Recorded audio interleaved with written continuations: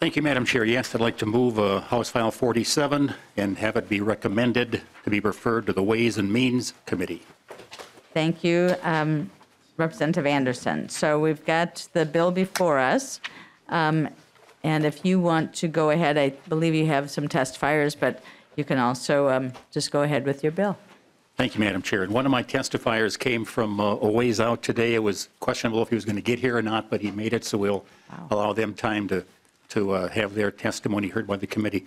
This House file was around last year as well. It was part of the bill that was vetoed. A little bit more urgency this year because the checkoff dollars would end in 2019 if this bill is not extended. And then the entire AFREC apparatus, the committee and their method of funding it would expire next year in 2020. So with that, Madam Chair, I'd like to call up a couple of testifiers to explain more fully what the bill does. It extends the AFREC program for another 10 years, Madam Chair. Thank you, Representative Anderson. So, and again, the materials are in the packet, so people you do have the bill, and it does extend it for 10 years. And there's some additional information here. But welcome to the committee, and I will ask that you, I don't know who wants to begin, but just give your name and provide your testimony. Welcome. Madam Chair and committee, my name is Grant Anderson, family farm operation, Belgrade, Minnesota, out in Stearns County. Made the drive down here this morning. Give you a little bit of information about myself. I come from I'm the 5th generation to operate our family farm. I farm with my 2 brothers, an uncle and father, so all 5 of us farm together. Our farming operation consists of livestock, a 2,500 sow fair to finish hog operation, beef feedlot. We finish about 2,000 head of cattle a year and have about 6,500 irrigated cropping acres of corn, sugar beets, kidney beans, soybeans, as well as some dry hay. I represent the Irrigators Association. I'm on the board of directors there, and that got me the seat on AFREC, on the Fertilizer Council. A little information on AFREC as you have the packet in front of you. But AFREC stands for the Agricultural Fertilizer Research and Education Council. It's a 12-person council made up of 11 different commodity groups. I think it's well represented. It represents a diverse cross-section of agriculture across Minnesota. AFREC ensures that Minnesota farmers and ag dealerships get the best technical resources and recommendations, scientific advancements possible related to soil fertility issues. For those of you who don't know, that in 2009, Minnesota became the 12th state to have soil fertility checkoff, if you will. Other states up and down the Corn Belt, Minnesota, Missouri, Iowa, Wisconsin, California, even Oregon have similar type checkoffs for fertility research. AFREC provides long-term funding, leveraging coordination across organizations and other industry, academics, and state government. The mission is to improve fertilizer efficiency, profitability, and Minnesota's agricultural environment. To take a quick look back, in 05 and 06, Ag Nutrient Task Force was formed, and this was kind of put together to provide recommendations and the need of funding for additional soil research where university was falling short. In 2008, the AFREC Council was officially established, and in 2009, the legislature established the long-term funding mechanism, and that would be a 40 cent per ton of fertilizer that each farmer purchases fee. One major change to that in the 2014-2015 session, there was a removal of $800,000 annual cap of fees that were collected. So the current collections range from $1.1 to $1.2 million each year. And those are collected from the ag retailers, brought through the Department of Ag and administered to the AFREC Council. Since its conception, AFREC has funded nearly $8 million of soil fertility research. AFREC and MDA have issued an annual request for proposal. We've done 11 of those and have generated grant applications of over $25 million. So $25 million of grant applications or requests for proposal and only $8 million to divvy out. We have more research come at us that we could fund. We don't have enough dollars to fund all of the proposals. So a lot of good funds come to the council, good proposals come to the council that we don't have enough dollars to fund. To date, MDA has managed over 150 individual awards. Most are a partnership with, by nature, the University of Minnesota, but we also have funded several projects, putting funding directly into industry where we see fit. A couple of examples I'll give on projects and why the AFREC Council has provided value to the farmer like myself out in Greater Minnesota. One of those would be the changing environment in terms of regulatory environment. We talked about the groundwater management rule and the dependency of less anhydrous ammonia, especially fall applied anhydrous ammonia. Last year, the AFREC Council funded a project relating to different nitrogen sources, such as split and side dress applications.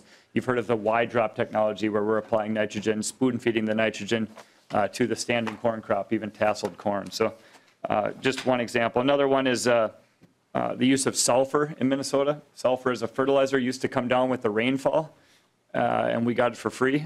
About 5 or 6 years ago on my farm, we hadn't applied any sulfur to our corn crop. And we started to realize, and AFREC had done some research, funded some research on it, that our corn was in need of supplemental sulfur, I should say. So that year we made the change on our farm, and it created a 10-bushel yield response. So it was a drastic yield improvement, something that AFREC funds helped to fund that research. So you have in your packets with you letters of support from all of our ag commodity groups which are represented on the council. I'll tell you that the council's support is very strong. Everybody believes that the dollars are well spent and spent efficiently. The sales and the people at the department, Josh and others, would have much more specifics to this information, but there's roughly 2.8 million tons of fertilizer sold in the state of Minnesota. Average, so if you work that out, average revenue would be about $1.1 million. And that's the last few years, that's about the dollars that the AFREC Council has had to allocate. And just a little bit more to vet myself, I come from a long line of frugal, as Representative Paul Anderson will attest, frugal Norwegian farmers out in Greater Minnesota, and I don't like tax any more than anyone else. Very fiscally conservative, but I will tell you that these dollars are well spent and well allocated.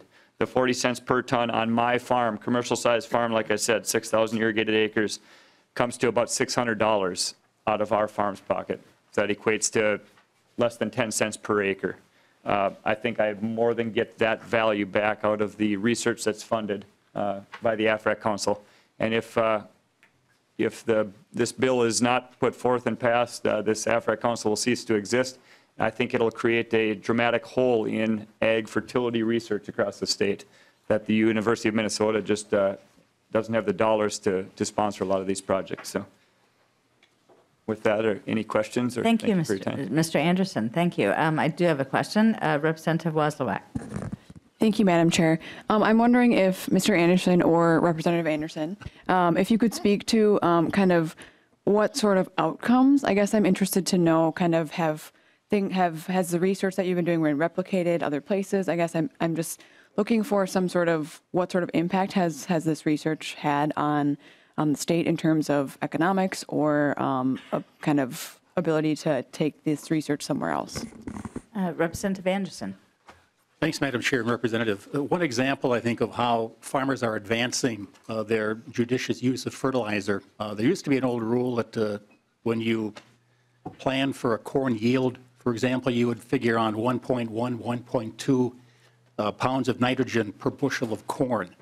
Now, with techniques, as Mr. Anderson alluded to, the spoon feeding and wide drop of nitrogen, they're getting that down to 0.6, 0.7 pounds of nitrogen per bushel of yield of corn. So that's an example with real numbers of the improvements made in the use of fertilizer. Representative Wozlowak. Just a quick follow-up. Do we have that information somewhere? Is there some sort of, I don't know if AFREC itself has any sort of that information, like when you do these projects, that you have the information somewhere. So if we wanted to see sort of the results of some of this research, we could look at some of that. We're going to welcome to the committee. State your name, and then you'll be able to answer the question. Thank you. Thank you, Madam Chair, members of the committee. My name is Bill Bond, Executive Director of the Minnesota Crop Production Retailers. We represent the folks that provide the fertilizer, pesticides, and seeds to growers across the state, and also the certified crop advisors who advise growers as to their use of crop inputs. And related to that question, the AFREC has a very extensive publishing on their website, and the Department of Agriculture actually has some very helpful information that they could forward to as well. Thank you. Mr. Anderson. Madam Chair, I think it's also important to note that a lot of the research that the AFREC Council sponsors and funds is University of Minnesota research, and it is used in the University of Minnesota's extension bulletins and those things that's put out to the farm. So a lot of it is funneled through the university and often has the university's name or trademark on it, but you'll see in the tagline that AFREC sponsored a lot of those research projects. Thank you. Representative Hansen. Thank you, Madam Chair. The question about the inspection fee, so the person who registers and distributes a specialty fertilizer, soil amendment, or plant amendment, so is that all fertilizer then? Is it urban and suburban uses as well? Are those folks having to pay a fee? Madam Bond. Chair, Representative Hansen, to my understanding, it's an agricultural fee. I could be corrected by the department if there's more precise answer to give. I believe it is all. Okay, it is all. I'm corrected. Thank you. Madam Chair. So, yes, Representative Hansen. So of 10 years of work, could you tell me how much has been paid by non-agricultural fertilizer and how much research has been spent on non-agricultural fertilizer? I don't know if Mr. Bond has an answer, or Representative Anderson, or if there's any assistance from the department, but Mr. Bond. Madam Chair, I would defer to the department. They'd have a more precise answer for that. Is there someone available? Mr. Stamper, do you want to? Welcome again to the committee, and just state your name, if you would, please. Madam Chair, Josh Stamper, Division Director for Pesticide and Fertilizer Management. And Representative Hansen, excuse me, to your question, I was incorrect just now. It is non-bagged fertilizer, so it is bulk fertilizer. If it goes into like a 55-pound sack, it is not, that money does not go into the AFREC account. So it's bulk fertilizer. Thank you, Mr. Stamper. Representative Hansen. Thank you, Madam Chair, but there are some non-ag uses that are bulked, I believe. Mr. Stamper. Absolutely. And so that, and I know it's off the top of your head, so I would encourage maybe to see that data later of what that percent is or what the amount is of the fee that's paid by non-agricultural sources. And then the same question, either a percent or amount that's gone out towards non-agricultural research. I understand the difference between bags and the very small bags, but if there's bulk, and kind of the larger question here, Chair Poppy and members of the committee, is we've seen a lot of changes in the 10 years in terms of the how product is delivered. I just received a letter from my co-op talking about closing down or even tearing down some of the wooden elevators and moving towards more regional distribution, and at the same time, some farms, as they get larger, hire their own employees, and there's that direct market from the semi rather than going through the dealer. So the dealer numbers are dropping, the large farmers may be increasing, and then the normal distribution mechanism, normal as it was 10 years ago, is not the same.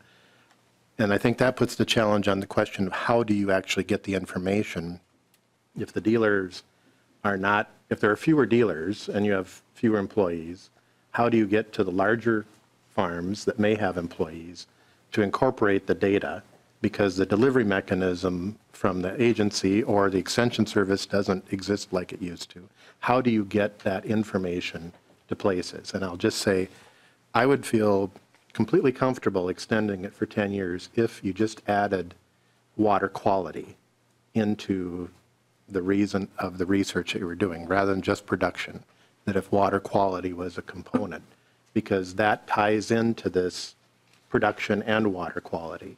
And so solely having it after 10 years, I think the public purpose would be better if it had water quality, and try to figure out how do we get information to producers or to the dealers wherever they are, because it keeps changing. And I think Representative Hamilton sees that the delivery mechanism is changing, and how do we make sure we're getting high quality information to people and to have that water quality component.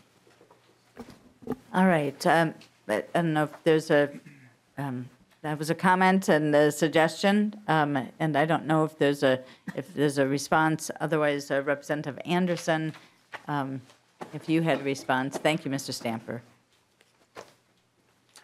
Or comment about that. Madam Chair, Representative Hansen, certainly like to visit offline with you.